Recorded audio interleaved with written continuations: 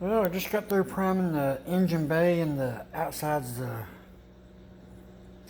the engine bay, fender well parts, whatever you want to call them on a Mopar. And I used this primer. It's Roberto, I don't know how you pronounce it. This was called Multi-Fuel Express. I think the number was ME1.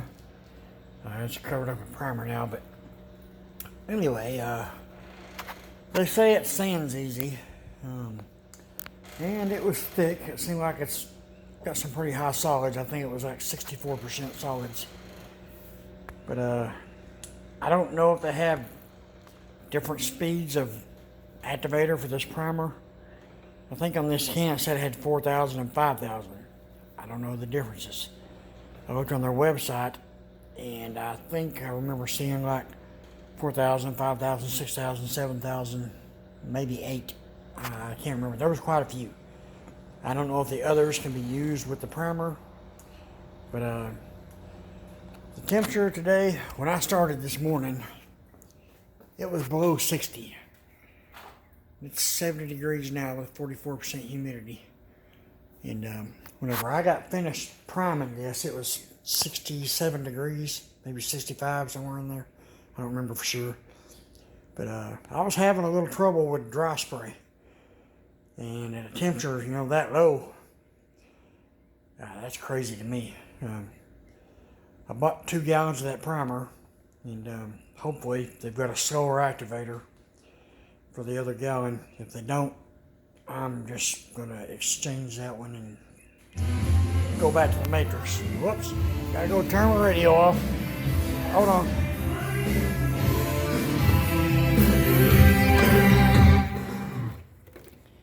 Sorry about that. My XM radio has a mind of its own. But give you a little walk around, show you what I got done. That frame rail prime there, it had some damage on it where the front end of this has been bent over, and he welded on it, and it was just a nasty looking mess. And I ground it down some more and welded it up some more, and ground it down some more, and got it looking a lot better. All of it needs to be seam sealed now. There's places up there where I put the patch panel in, and yeah, there's a wide gap there, but I'm just gonna fill it up. I ain't worried about it. It's all in here, nobody's gonna see it. This was all stuff that I did that wasn't anticipated to be done, because we had no idea this car had been wrecked whenever we got it. At least I didn't anyway. And like I said in the past, I've had to replace this whole top part, and this had a big hole cut in it here where somebody put an air filter, some kind of cold air intake on it.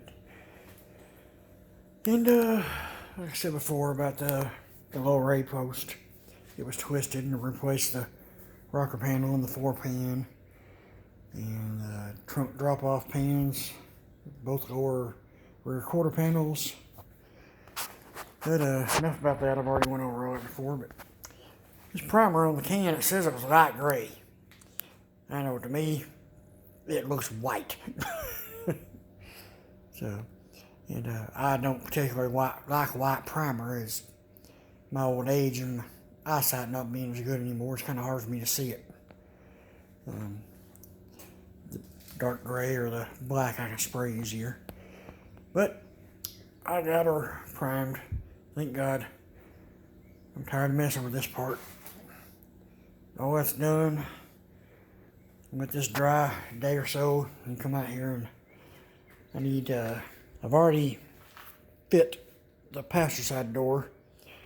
I need to fit the driver's side door, and I'm only doing that because they come off a different car, but I want to fit them and get the strikers in the right place and get all that matched up.